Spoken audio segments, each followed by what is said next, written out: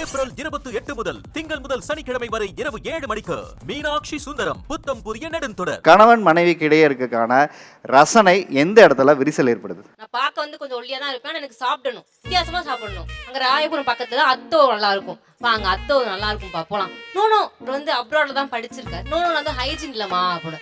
சரி பரவாயில்ல, என்னனாலும் பரவாயில்ல, எனக்கு அது அத்தோ வாங்கி கொடுங்க, சேர்ந்து சாப்பிடணும். நான் மட்டும் தான் சாப்பிடுவேன், அவர் சாப்பிட மாட்டார். அவர் வந்து வேற எங்கேயா ரெஸ்டாரண்ட் போலாம், அப்ப நம்ம சேர்ந்து டைம் வச்சு சாப்பிடலாம். அவரு சார் சாப்பிட்டு முடிச்சு நீ பாப்பாரு, மொத்த சாப்பாடை முடிச்சிட்டு தான் பாப்பாரு. ஆமா, அவர் புதுரஸ் போட்டு வந்தாருன்னா பா சூப்பரா இருக்குப்பா, ஷர்ட் செம்மையா இருக்கு. ஆனா நான் போட்டு வந்தேன்னு வச்சுக்கோங்க, நான் நிப்பேன், அப்படியே நிப்பேன். புது ட்ரெஸ் போட்டு வந்தாரா? நீங்க எடுத்து கொடுத்ததானே அவர் போட்டு? நான் செலக்ட் பண்ணுவேன். ஆனா உங்க சரி நீங்க அவரை செலக்ட் பண்ணுவீங்களா, நீங்களே எடுத்துப்பீங்களா? இல்ல நான் தான் எடுத்துப்பேன். அதுதான் பிரச்சனை. நீங்க அவருக்கு பிடிச்சதை எடுக்கணும்னு நினைச்சு எடுத்து கொடுத்துறீங்க. அப்போ உங்களுக்கு பிடிச்சதை அவர் போட்டு வரும்போது உங்களுக்கு எப்படி இருக்கும்? நல்லா இருக்கும், சந்தோஷம் இருக்குல்ல? நல்லா இருக்கும்போது நம்ம சொல்லுவோம். ஆனா சாரி எடுக்கும் போதோ பெண்கள் நீங்க எதையாவது செலக்ட் பண்ண நகை வாங்கும் போதோ ஆண்களுக்கு பிடிச்சதை பெரும்பாலும் எடுக்கிறது இல்ல. அவருக்கே நான் நல்லா எடுக்கிறேன்னா எனக்கு நான் எப்படி எடுப்பேன்? எனக்கும் நல்லா தானே சார் நான் எடுப்பேன்.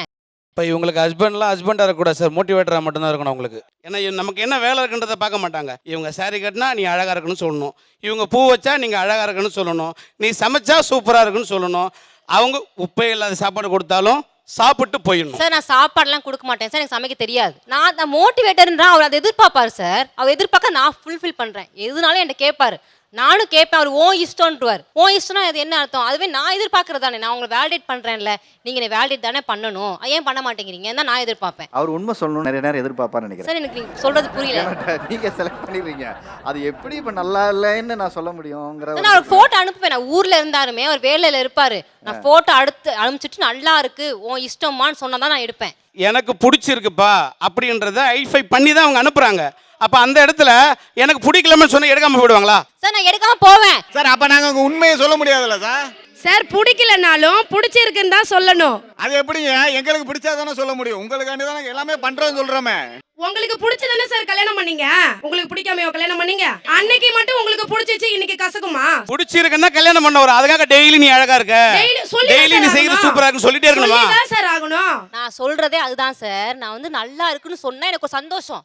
இப்போ நான் அவருக்கு சொல்றேன்ல, நான் வந்து சொல்லாம நீ என்கிட்ட மட்டும் எதிர்பார்க்க கிடையாது. நான் சொல்றேன்ல நல்லா இருக்க கேட்கலன்னு நான் சொல்லுவேன். நான் ஏன் சொல்லணும்? எனக்கு என்ன அவசியம் இருக்கு? அப்பனா நீங்க உங்களுக்கு திருப்பி கேட்கணும்ங்கற கடை கேட்ட நீங்க சொல்லணும்னு எதிர்பார்க்கறீங்களா சார்? என் வீட்டுக்காரட்ட நான் கேக்குறது என்ன தப்பு? அது ஒரு ரசனை, அது நீங்க வந்து ஆர்டரா பார்க்காதீங்க, இதா பார்க்காதீங்க. சரி, இப்போ தங்கச்சி சொன்னாங்க ட்ரெஸ் வந்து நான் போட்டிருக்கேன், என் கணவர் வந்து அது நல்லா இருக்குமான்னு சொன்னா சாட்டிஸ்ஃபைட். இப்போ ஏன் மனைவி எப்படி தெரியுங்களா? போயிட்டு உள்ளெல்லாம் ட்ரெஸ் எல்லாம் பண்ணுவாங்க, எனக்கு உள்ள வந்து ஃபோட்டோ எடுத்து அனுப்புவாங்க. ஒரு ட்ரெஸ் எடுக்கிறதுக்கு இந்த ட்ரெஸ் கூட எனக்கு தெரிஞ்சு 10-12 ட்ரெஸ் போட்டு பார்த்துருப்பாங்க.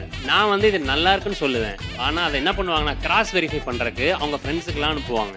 அவளுக்கு எதுவும் ஓகே சொல்கிறாங்களோ அதை செலக்ட் பண்ணி இது நல்லா இருக்கு எனக்கு தெரிஞ்சிடும். உள்ள நடந்த விஷயம் எனக்கு தெரிஞ்சு அப்போ என்ன சொல்லுவேன், இது உனக்கு பிடிச்சிருக்கா சூப்பர்மா, அவ்வளோதான் விஷயம். பில் கட்டுறப்ப அந்த நம்ம செலக்ட் பண்ணதை காணுமேனா நமக்கு எப்படி இருக்கும்? ஸோ அந்த ஒரு ரீசனால் நம்ம என்ன சொல்கிறது அப்படின்னா, இது உனக்கு பிடிச்சிருக்கா சரி ஓகே அப்படின்னு நம்ம அக்செப்ட் பண்ணுறோம். ஸோ இதுதான் ரியாலிட்டி சார்.